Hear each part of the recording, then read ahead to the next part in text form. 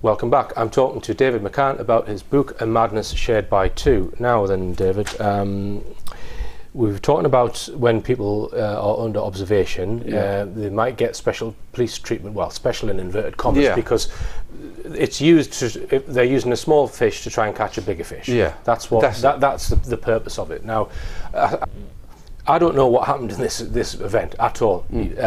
Your theory might be completely right, but you think that they were possibly under observation because there might have been drug smuggling, okay? And you list various pieces of circumstantial evidence in your book to try and support that. Yeah. I would suggest that if mind control was involved and there was some kind of MK Ultra style programming or what have you by whoever, MI5 or someone like that, that they too might have these two women under observation for some other project. Okay, and as you say, people can read the book and look at the evidence and come to their own conclusions. But let's continue pointing out all of these flaws, David. Let's just briefly stick on the motorway incident. I've looked at that a few times, and the more I look at it, the less convinced I am by it. In other words, you turn the volume off, you realise that what they're presenting there, it's just, to me, it's not what happened. You can tell. I mean, there's a couple of things which happened which was completely taken out of the BBC documentary. The most vital thing and what confused everyone was, as you realise, after that incident, after the accident, Sabina was released after 5 hours. Only 5 hours. Now, the MP, the brothers were screaming out, why did this woman be released after only just fill me in on that, David, because I'm not clear on, was she released and then put into custody and then appeared in a magistrate? That's right. She was released from hospital into police custody to the magistrate. And then about another day, she went before the judge and then they just let her out onto the street. So the M6 incident happened on a Saturday. On a Saturday. She was released after 5 hours on a Saturday evening. From hospital. Into the police suite. Until the Monday morning. Right. She was produced at Fenton Magistrates, and then that's when she was released from Fenton Magistrates on that Monday. And then on the Monday, she was hanging around the court, and then that was when she met Hollinshead. But we'll come on to that in part 3. That's right. We'll leave the let me just go back to the section 1 things you was pointing out. So on the motorway, there they are. They kicking off. So obviously we've got a road ambulance was called, and a chopper helicopter ambulance. The crews then refused to take them in that state because they were far too dangerous to transport, especially in the helicopter. So both the sisters were sedated. Injected, yeah. Right. So liquid cash knocked straight out. Now, they realise, because they're trained, that when you encounter someone like this, there is what they call Section 136 of the Mental Health Act. 1983 Mental Health Act. That allows, because as you know, if you arrest someone, you must read them their rights and the caution that they're under arrest. That's the legal requirement. Or you do it in the most. If a person is knocked unconscious, as soon as they gain consciousness, you should tell them at the first early opportunity. Now, by them women being sedated, they've now not been read their rights. Right. So it's a technicality up the road in a legal case, further up the road. It's a technicality. Well, you never read my, the rights to my client. So anyway, they were knocked out. PC Finlay's governor, you'll see on the edited out footage which we've uploaded on YouTube and people can now see, you will see that they both agree that these sisters, in their eyes, should be arrested and under the 136 Mental Health Act. Right. Yeah, that was edited out. And he's on the radio and his sergeant or inspector, whoever. So he's standing next to him. He's actually next to him, and the crew are filming it. And he says, arrest them under this act. That's it. Well, he says, you'll see in the book, it actually says this is on the footage that was edited out. Right. The narrator says, now the woman is safely restrained, PC Finlayson updates his senior officer. Then it goes straight to PC Finlayson. Right. This one has gone over the bonnet of that car. She's then got up, punched Tracy, and gone over there. The inspector standing next to him. This one, is she arrest note? And as he said, no. So what I would say he's going to say was, is she arrest been notified? No. So meaning that she's been notified of arrest. Okay. Then it goes straight back to Finlay's, and he says, well, 136, and she is. Well, 136 and she is. Now that was edited out. Now, well, 136 she is meant nothing to me. Right. But it means everything if you're a trained police officer or a medical worker. Right. Because you know 136 is 136 of the Mental Health Act. Right. So we only learned that afterwards. Does that mean they don't have to read them out the rights then, if they arrest them under that? It means, yeah, it means that technically, by them being arrested, they're being taken to a safer place, a place of safety. Right. This is in the law. Right. So they're now taken to a safer place, which is a hospital or a police station normally. Right.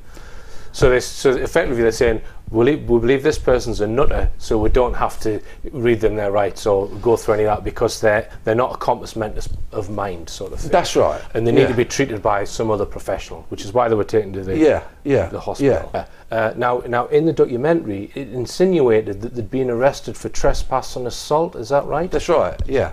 But they hadn't. Well, the fact is they did trespass, that's one thing. Yeah. So that in fact, Ursula was never charged with anything. Right. So she never been charged. Sabina was charged with, allegedly, a trespass and assault. Well, it turns out, if you look at the documentary, the documents that I've in the book that and the people I've spoken to, the Attorney General, according to him, and the Home Office, Sabina actually, the charge against Tracy, who she punched, she sort of, you see, she said the word, this PC cope, and on the motorway, that was dropped.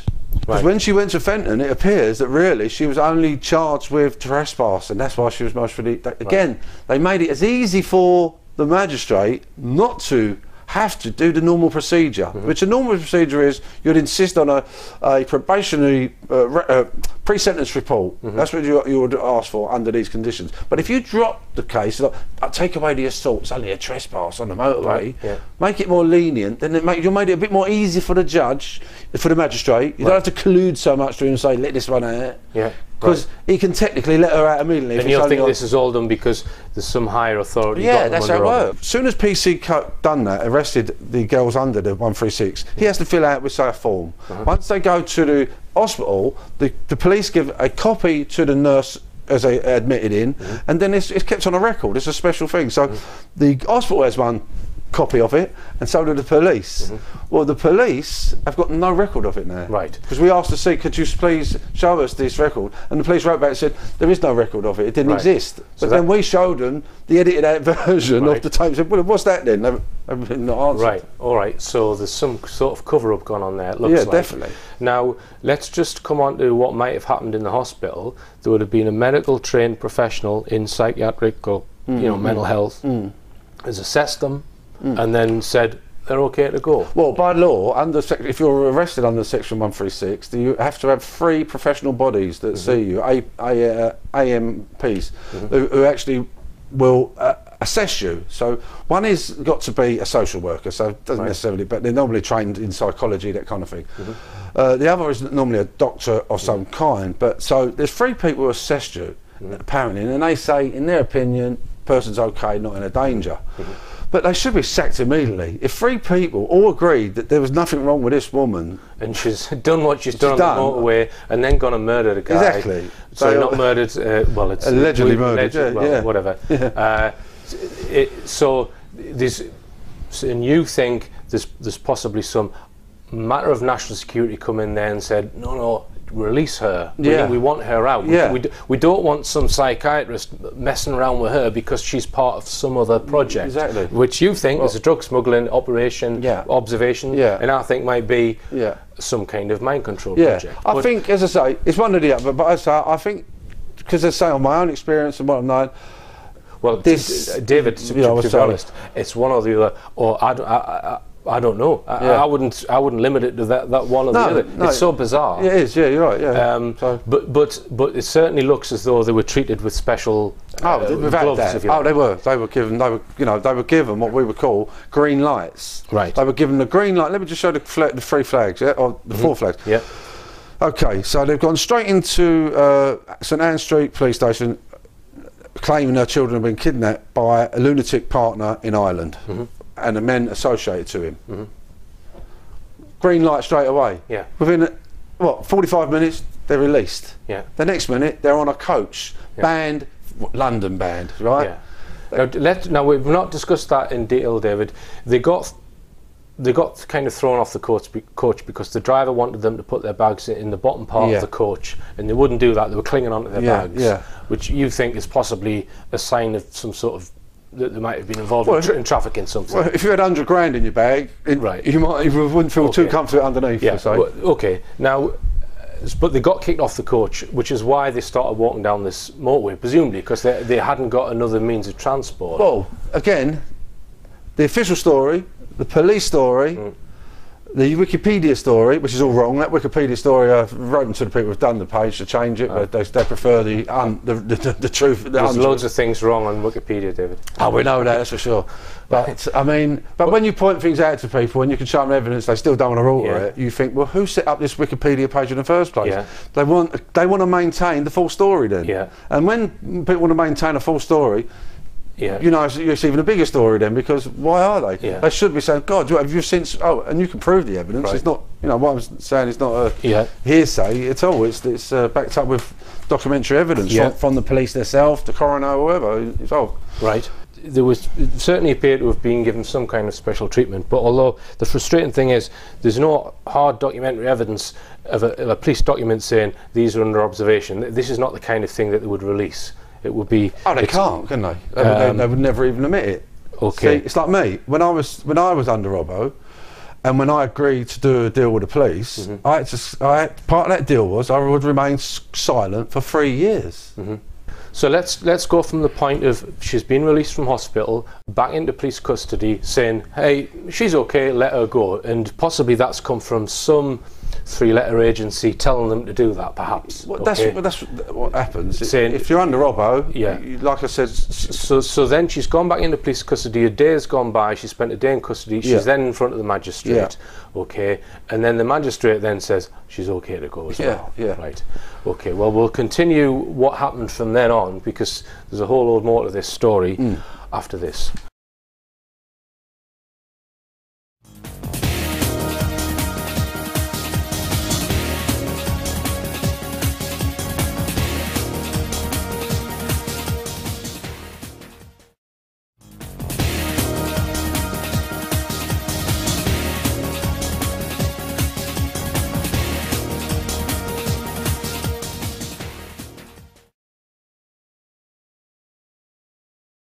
Welcome back. I'm talking to David McCann about his book, A Madness Shared by Two.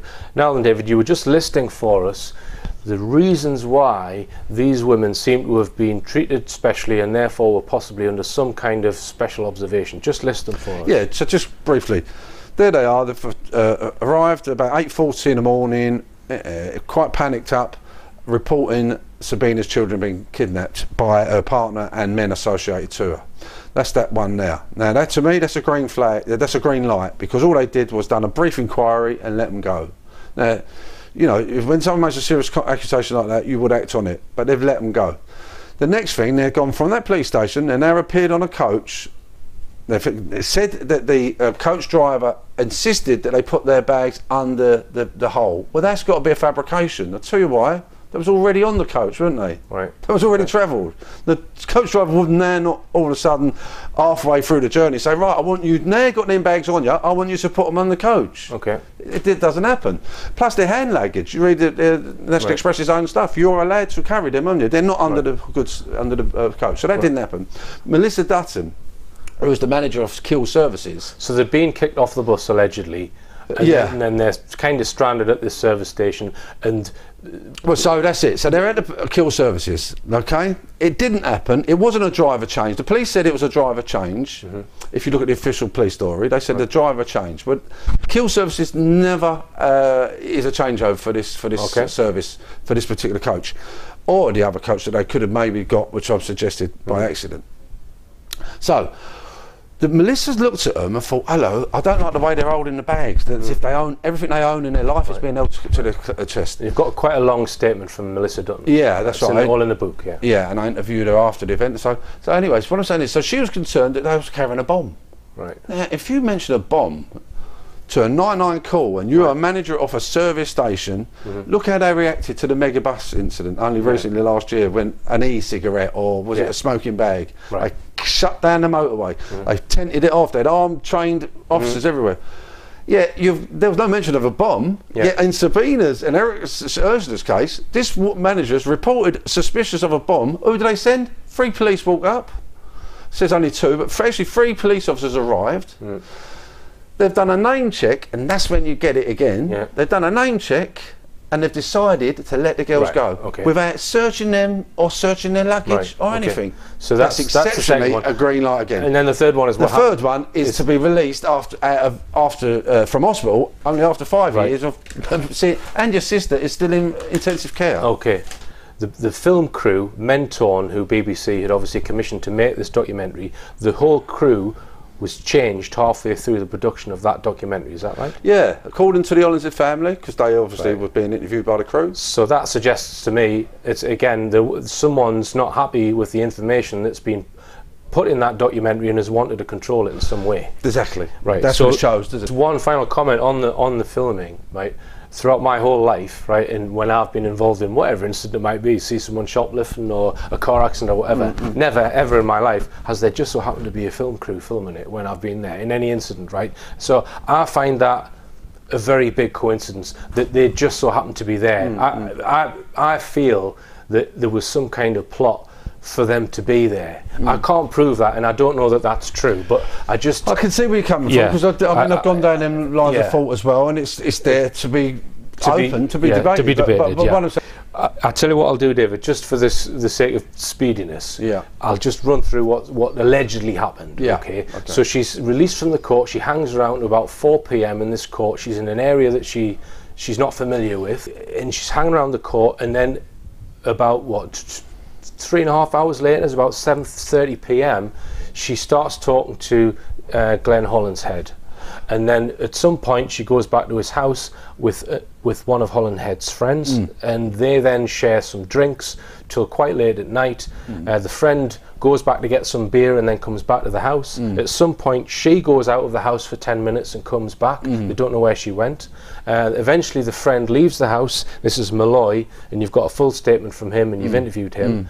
Then Sabina stays the whole day at the house. Sorry, the whole evening at the house. They don't think they had sex. And the night, right? They don't think they had sex because there was tests done. Right? Then she presumably was there the whole of the following day, and the following evening. That's right. This is when Glen Hollinshead was stabbed. But no one's seen her stab him. Someone saw him coming out with blood, etc. She runs away. And you've uncovered massive anomalies in the evidence that you think there was at least one other person involved in that murder. So that's a brief summary, right? I want to make one point here, David. Apparently, when Malloy was talking to her in Hollinshead's house, he said that she was acting totally normally and no signs of any injuries. That she wasn't in pain or anything like this. Now, to me, that says to me one of two things. Either one, she wasn't hit by a vehicle, all that was fabricated, or she possibly has some sort of, she's not normal, in other words. I couldn't understand how she's just offering them cigarettes and having a drink, and seemingly she was anxious and looking out the window, but how isn't she completely in agony? That was one thing that made me curious, that I couldn't understand. I mean, apart from, as you know, drugs is obviously certain drugs is can take that away. Take any kind of pain away, as you know. So this woman she's released from the court, and she's kind of hanging around, and she somehow bumps into Hollinshead. So just take it from there, David. That's it. So I've always been led to believe in the documentary that, according to Peter Malloy himself, that they met Sabina just outside Christchurch, which is next to the Fenton Magistrates Court. They'd been drinking at that pub called the Royal Oak. Now, the fact of the matter is, another important thing that we got back that's never been passed before is Glen's property. Well, the police returned his mobile phone. Now, that mobile phone has not been switched on for over 4 years. Well, I got it. I charged it. I had to buy a battery because the battery had gone, hoping I'd find something. And it turns out we did. We got text messages. One from Peter Malloy, which proved Peter Malloy hadn't contacted Glen for 36 hours, which is, on his own statements, is a bit odd. Right. And what I mean is a bit odd. What I'm saying is that he promised to go round and visit Glen the next day, or text him or phone him, but he didn't. Why didn't he? Right. He's the lad that lives local. Now, so Peter, but this phone, this phone message proved, because I had to then phone the person whose name came up, called Mick, who was a friend of Glen's. Right. It turns out Glen had already met a woman, blonde, there were not many women in that day, about 3.5 hours before Peter Malloy allegedly said it happened. So he might have chatted to her some hours before. Peter Malloy thought that Hollinshead was meeting this Sabina for the first time. Yeah. So he may have actually spoken to her some hours earlier. And if you look at Simon, who is Sabina's son, he was widely defended his mother over the years on social networks. So Simon seems to indicate in his conversation that his mother knew Glen in some way. Okay. Now, but you've not managed to get an interview with Simon, have you?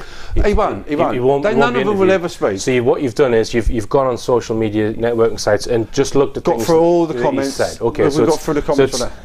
It's some evidence, but it's not as good as getting an interview with him. Oh, definitely, no. But if you've got to say, these are his own conversations he's had over a period of 6 years. Right. 6 years. He mentions America, he mentions Sweden, Norway, everything. Not once does he ever mention Ireland, for instance. It would be good to ask him where his mother was between those missing years as well. But he's adamant. He doesn't seem to want to talk at all. He's quite annoyed about it. He's actually made statements of people like, interfering in his family's life and that, he's been quite rude about it. So. Right, okay. Now, we don't know that she was in Hollinshead's house the whole of the following day, although we presume she was, because she's then, this incident happens where Hollinshead gets stabbed. That's right. So do you think she was there in his house the whole day? It seems to be that was the case. Right. Even though we do know that she'd gone out the previous night for 10 minutes. Yeah, for 10 minutes. It seemed to be maybe to use the phone. Yeah. What's intriguing is that she had a laptop. Now, when she went to open her laptop, she wanted to show them photos of her family on the laptop, but couldn't. She didn't know the password. She didn't know the password. So I believe it's either there, maybe Sabina's, Ursula's. It could be possibly, because she did have her passport on her as well. But she's possibly stayed there the whole day with Hollinshead. Yeah, and then at some point, Hollinshead gets stabbed. Although there's no witness that she actually put the knife in. Not at all. And there are.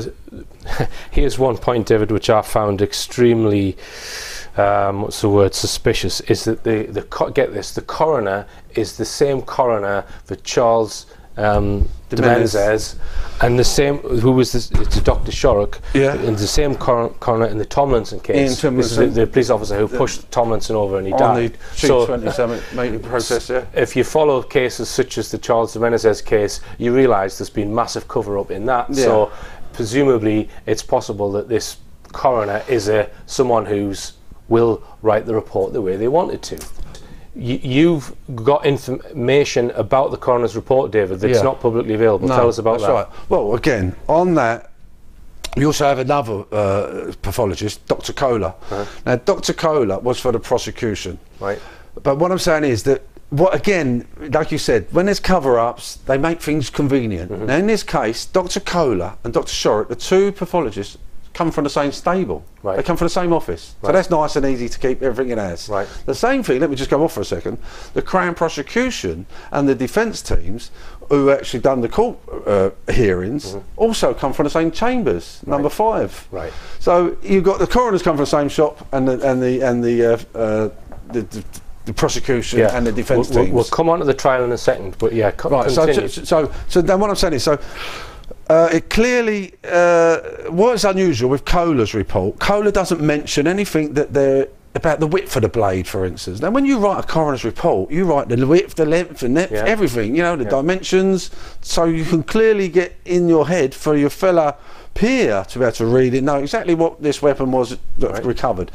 So he doesn't mention the width of it, which is convenient in certain ways. What I mean is, it doesn't then come obvious to you the differences in the 4 wounds that were found on Glen.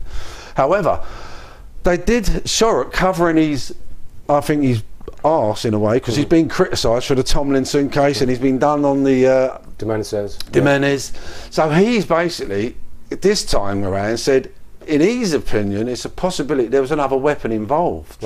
He does clearly go on to the other page that in his eyes only one weapon was a causative weapon that caused the heart, and that the other 3 wounds were done by another weapon.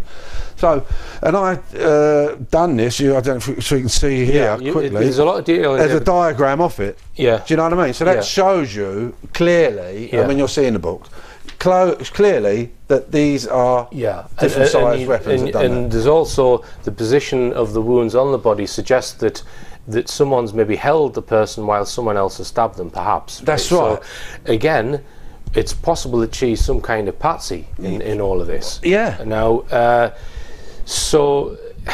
and then we've got the testimony of Joshua Garrett. Now, I'm going to say straight off, as soon as I saw this guy in the documentary, I just thought, who is this smooth-looking plant? Yeah, that's what I thought. Right, and you've looked at his testimony and asked him for an interview, and he won't be interviewed. Time and time again. And then you realise he was hailed as a local hero. Now, he's the guy who tackled Sabina when she was supposedly fleeing from this murder. Yeah. And he's supposed to have stopped his car and ran after her, and you've done all the calculations as to where she was running from and to. And I've run it. Yeah, there's no way that he could have caught her and done what he said he did. No, not in the timescale and according to the police's own statements. Right. And not only that, we put it to him to say, well, how did this happen? And he realised we've tumbled him, and that's why I don't think he's come back. Right. Because it cannot happen. His sequence of events of him fighting and taking the hammer off Sabina at the end of Duke Street. Yeah. If that did happen, then how come so many 999 calls were being received, seeing Sabina after the event up by the motorway on the roundabout, still with the hammer? Yeah, I mean, so did he take it off her or not? We're only touching on some of the things which show there's some kind of cover-up in this case. But let me just list some of them, David, so we can get them in. The Hollinshead requested the court bundle and still haven't managed to get hold of it. The medical records of Sabina were requested from Sweden, and they couldn't get hold of them. Now, the judge said that the twins suffered from a rare temporary bout of insanity. Okay, and now, just answer this question for me, David. Why wasn't this a jury trial? Is there a clear answer to that? Yes, because if this gone to a jury, undoubtedly Sabina would have to have been found not guilty. Right. Because the evidence isn't there that would give you a conclusive, be able to conclusively find her beyond reasonable doubt guilty. Right. It's just not there. So weak. Right. The case itself, because as I say, going to the coroner's report. Right.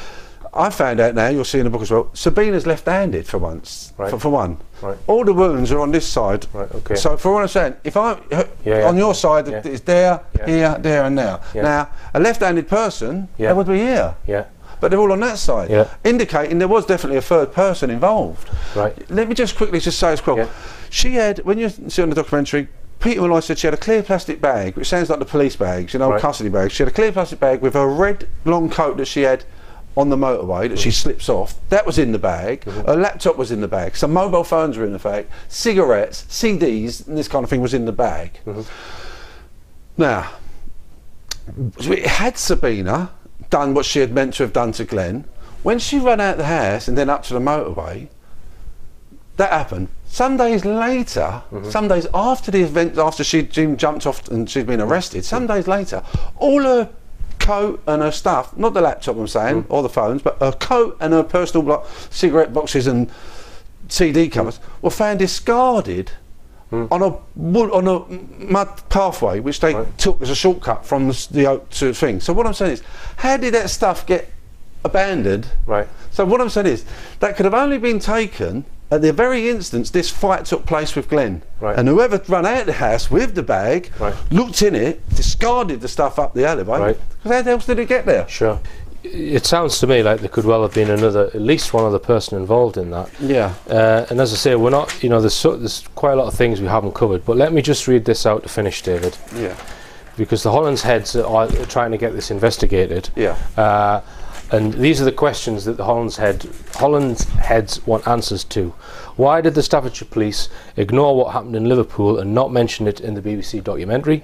Why did the police officers in the BBC documentary say what they did, knowing what had really happened at St Anne's Street Police Station in Liverpool? Why was this Section 136 film footage edited out of the BBC documentary, and who was responsible for doing this? Why did they feel the need to do this? Why did the three AMHPs and other professionals agree Sabina was fit and well for release only 5 hours after the incident, when the recommendation is normally 72 hours in such circumstances, and considering her twin sister was still in intensive care. Why did the magistrate not ask for a pre-sentence report before sentencing Sabina? Why was the assault charge against PC Cope dropped?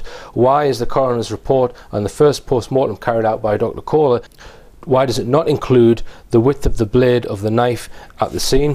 Why doesn't he highlight the obvious presence of a second weapon like that of Dr. Shorrock? Why is there still no toxicology results in the report? Why is the Hollinshead family being denied access to the court bundle of evidence in this case? Why haven't the UHNS replied or tried to assist the Hollinshead family in this matter? The question of compensation for Hollinshead family ought to be considered. So, you know, you've highlighted all of these in your book, David, and I do, you know, commend your research for that. And if people do want to research this case themselves, then they need to get hold of this book just to find out and try and fill in, because there's so many questions that you've raised by doing your research, David. Yeah, you clearly see why I've come to the assumption of why I think they were involved in a police cover-up. It's been involved in a police cover-up because purely they were under police observation, involved what they were involved with. The e-book, I'll just let Aidan to add, because you're showing the paper back there. Yeah. The e-book carries 24,000 more words in the appendix, and that's where we cover the MK Ultra and Superintendent Strover's soldiers more than this. This is more on the evidence that's been presented to us as a criminal case. Right. I'm open-minded on this, but through going on what previous experience, it's a police cover-up for sure. Other authorities are involved as well. They've put themselves in it. What they're covering up, who knows for certain? All right then, David. Well, thanks very much again. And remember, believe none of what you hear and only half of what you see. I'm Richard D. Hall. Good night.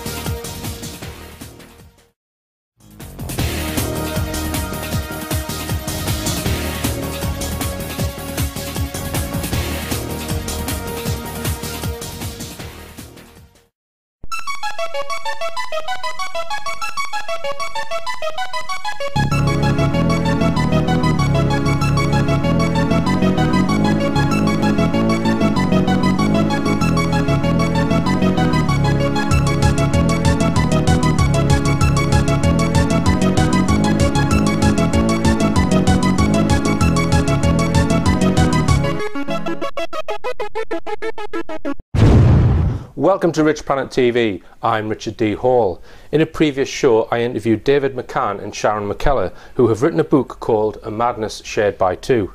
Their book is an investigation into events which occurred in 2008 when two Swedish twins, Sabina and Ursula Eriksson, whilst being filmed by a BBC documentary film crew, both seemed to run out in front of M6 motorway traffic in a supposed suicide pact.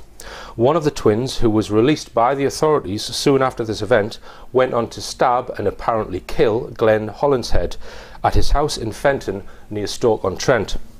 A documentary about these events was aired in 2010 by the BBC, which caused huge speculation about the reasons behind what happened. Now, I did read out some comments from viewers about the previous interview with Sharon and David on a subsequent show, and to say that David was displeased at me is an understatement, but we've since reconciled that situation and agreed to do a second, more in-depth interview, because the book does bring to light a lot of information that isn't widely known about in the public domain, and we're going to talk about that today. So welcome back, David. Thank you, Richard. Okay then, now I just want to start by asking you about your blog, because when you first saw the documentary, you were massively intrigued by it. You set up a blog because you've uncovered so many holes in the official story, both in the BBC documentary and both in the police investigation and in the trial. Yeah. And if you read this book, you will realise that there's so much has not been told about this story. And in particular, your investigation of the Hollinshead killing there's a lot of information in there that you've got from all kinds of different sources, people that you've interviewed and police sources, etc. Coroner's report. Now let's just focus in on the twins first, and then we'll talk about what happened. These two twins, they're Swedish. Now there is a little bit of background in the book to these two twins, that they're from Sweden and they've also lived in Norway, or they've also spent time in the United States.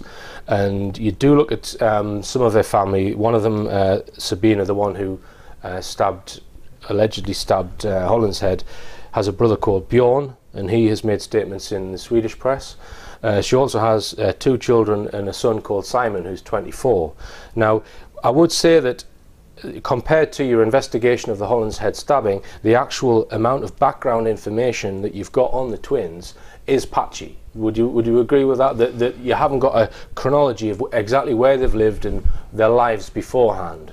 It's fair to say it's patchy. I mean, you know, I could say it's as good as it's going to get as far as establishing where they were. But you're right, and I say it's in regards to Sabina more so. The twin that's alleged to do killed him. Well, I could say that are missing years, because there is a point where, say, from about a 5-year period within the 2000s up to there is Sabina seems to go missing. So between 2000 and 2006, Sabina's son goes to live in America with her sister Ursula, and you're not sure where Sabina was. It doesn't seem to be with Sabina, and so something must have happened to her in that time. Now, in the BBC film, they claim that they travelled from Ireland immediately before their bus journey, which they then got off and went to the motorway. Now, you've tried to trace their connections to Ireland and haven't found any firm, even to confirm whether they were living in Ireland or not. Well, you certainly know they've been in Sweden, Norway, and the United States. But the island connection is the island connection is dubious. She was obviously Sabina definitely was in Ireland in Cork, according to the police, the Garda, who I've spoken to. Who were very cautious on what they said to me. They wouldn't answer because they realised they're talking about their British police, see, because it had been Merseyside police that first contacted the Garda in Ireland. Which we're going to get to in a minute. The most amazing thing is that what was significantly said to the Liverpool police by Sabina and her sister was never being mentioned until this, you know, which is a very important thing. And we'll come on to that. And now, in the documentary, as I said, it said that they travelled from Ireland, and still no one seems to know what the function of their journey was. Or again, we'll come on to that, where they were coming from, where they were going to, and you've tried to find corroborated witnesses of them being on the ferry coming from Dublin, and you've drawn a blank on that. Well, not only the ferry, you've got to realise it's a bit like 9/11, really. If you notice, I mean, one of the things that intrigues me about 9/11, just going off subject, but what does intrigue me is that at any one time, and it's the same as the Aurora shooting and now the Sandy Hook, they never come up with CCTV footage. And yet, really, if you try to get through that London Underground station without buying your ticket, you'll be caught on about 20 cameras. And they'd use that as evidence in court. In good definition. In good definition, exactly. So that's exactly what it is. And this is what I'm saying. Again, Sabina and her sister have supposedly been to all the major places where CCTV cameras are saturated, and yet nothing can be produced, or no witnesses have said they've seen them at the ferries, either in Ireland or in England, on the coach.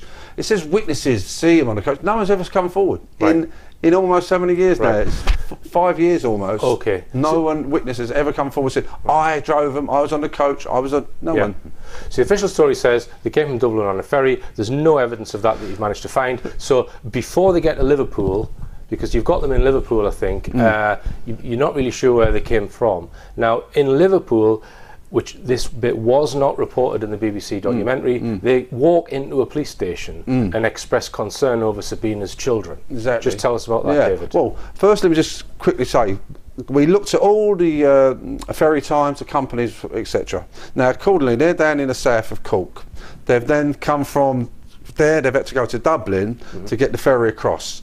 Now, we've always been led to believe there was London bound. For one, if you're coming from Ireland, which I've done the journey enough time, my family's Irish, always goes to Holyhead.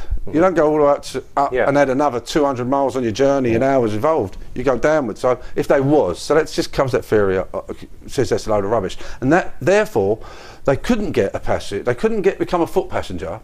The ferry doesn't run from Dublin. You have to get a car. And as you know, security involves, you have to be the name driver, you have to pay by credit card. The terrorism bombings between IRA and mainland, the security is very strict. You might not see it, but they're watching you. You know, it's there every angle. They're very cautious who's in and out of the country. So, and they supposedly only had one passport between them as well. Yeah, in fact, it was only Ursula who had a passport. Sabina didn't have one. Ursula's passport was found on Sabina once she threw herself off the motorway the second time onto the A50. The police found the passport then, but they found it earlier when they was on M6.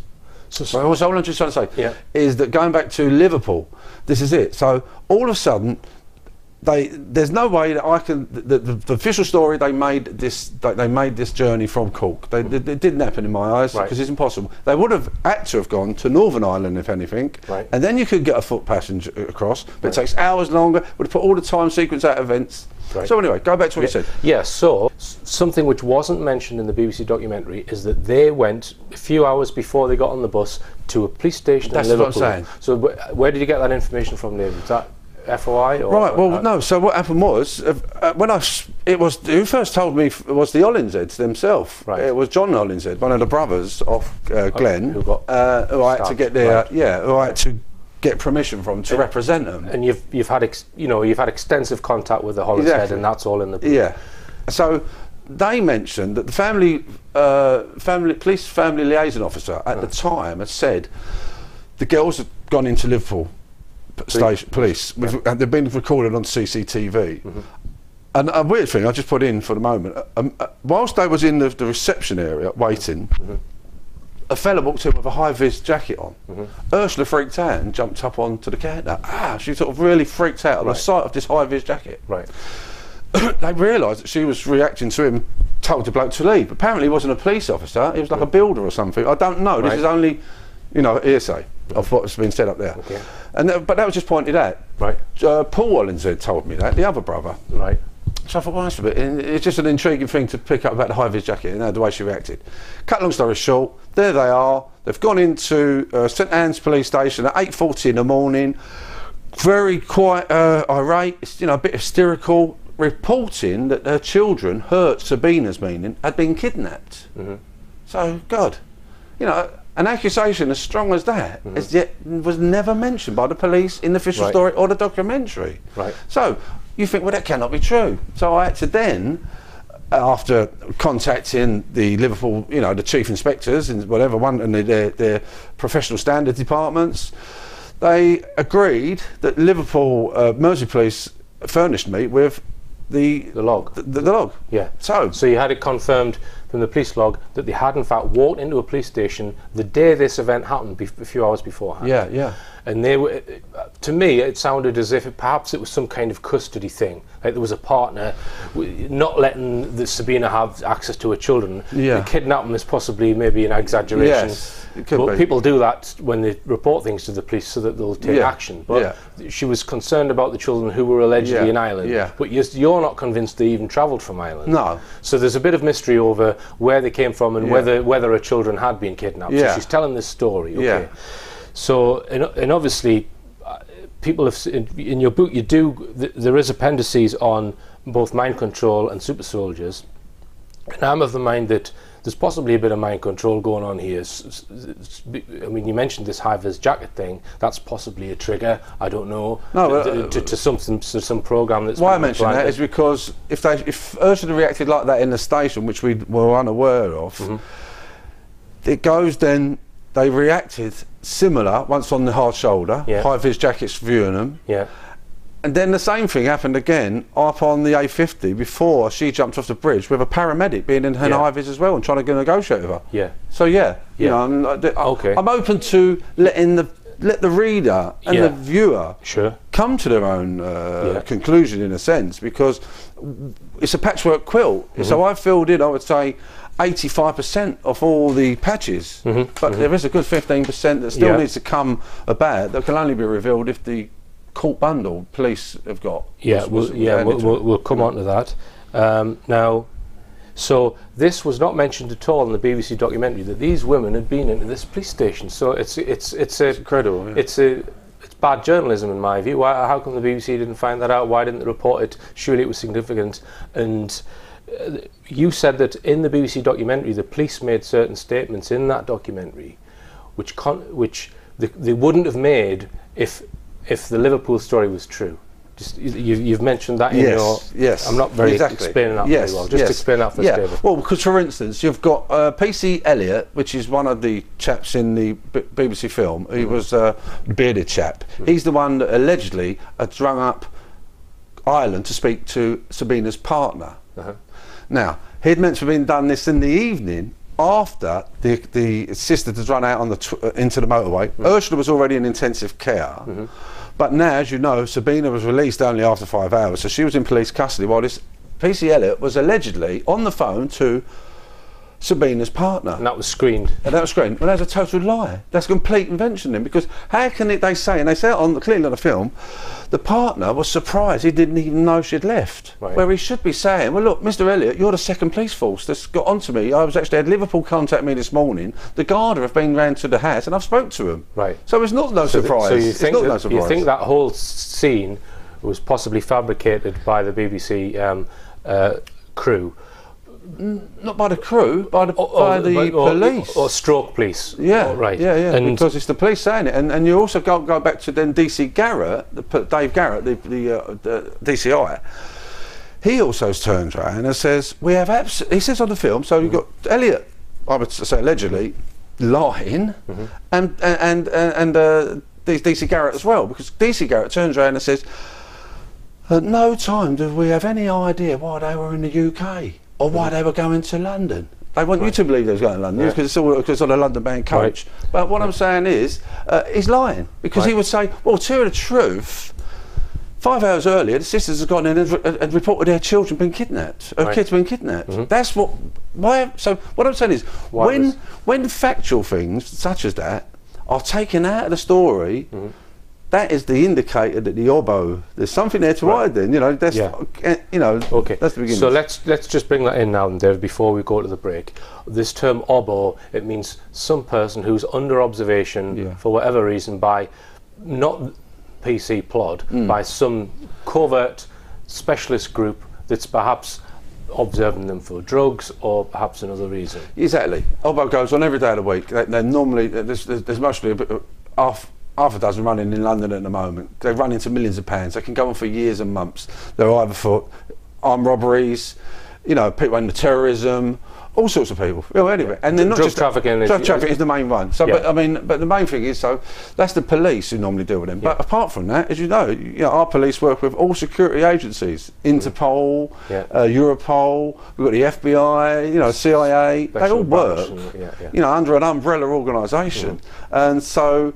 All kinds of people are under Obbo. And there are other reasons which we'll come on to as to why these women didn't seem to be treated just as two normal members of the public. That there was maybe a flag against their names for some reason to be treated specially. Well, I would just quickly. This is one instance. When I was under Obbo, which I personally was involved for something, I was involved with quite serious crime, which I mentioned in other books and that. But just for instance, you know, I'm a teetotal now, you know, but what I'm saying is when I was a younger lad, I did drink a little bit heavier. I drank for England at certain times, and, you know, a bit of a, you know, a young lad who'd done what he had to do, East End of London. Anyway, cut long story short, it's about 3:30 in the morning. I was going home. I was over the limit and really ashamed of it, you know, because I don't agree with it at all, but I was over the limit, and I was... I would have failed any breathalyzer, put it that way. I was stopped by the police about 3 in the morning. We say, got out, They've done a name check, given it a bag, I blew it, it almost melted. You know, I'm proud again, but I'm just saying, I knew I was banging trouble. Right. I knew I was being arrested. Right. There's nobody could let me go. They've done a name check, and then literally, I mean, the policeman said, "It's your lucky day, son." Give him the key back and drove away. Right. Now I was in the middle of this road thinking, how can you leave me in this state? Don't let me get back in that car. It's my own car, but they left me. Right. It weren't until about 2 months later I'd realised Scotland Yard had me under obbo. Right. So when they'd done the check on me, I was caught banging to rights. The officers was going to arrest me, but they went, this fella, Dave McCann, registration number, he's under obbo. And we don't need to go into why David was under obbo. You know, No, obviously exactly. you were involved in something. I was about, You recognised this part of the story as the fact that they might have been treated specially because they're under observation. Yeah, that's what I mean. When you get, I've had it to myself, you know, you get this treatment, you know, for instance, I have a tape. This has never been said. I have a tape, hidden tape. I had a concealed tape where I had a conversation like this, but you as a police officer would say. The police officer turned around to me wanting to frame certain people, said, "Don't worry, David, if no one has touched anything, because we can put fingerprints on something they've never touched before." Really? Now I've got this on film, okay, on a microphone. It's called my get out of jail free tape, because that saved me from getting a 10-12 stretch. Right. They could not let my case go to court. The reason by the Birmingham 6, the Guildford 4 and Danny McNee, who got done for the Hyde Park bombing, were all appealing for fingerprint evidence that had been planted. Right. And their appeals were going on while I was in police custody with this tape. Right. Right. All right. I was given a gagging silence order to sign for 3 years. I couldn't talk to no media, couldn't talk to anyone, write a book for 3 years. Really? That's why I believe Sabina's in a similar situation. Right. You get to sign it. I had to sign my case in the judging chambers. Privately comes in, "Hello, David, the judge. You have this it's in camera. My case was held in camera, and the prosecution turned around and say, in regards to Mr. McCann and his partner, we nolly prosecute. We don't want to prosecute any further," and I was given immunity. Right. Okay. All right, and David. Well, we'll be talking more about a madness shared by two after this break. Yeah.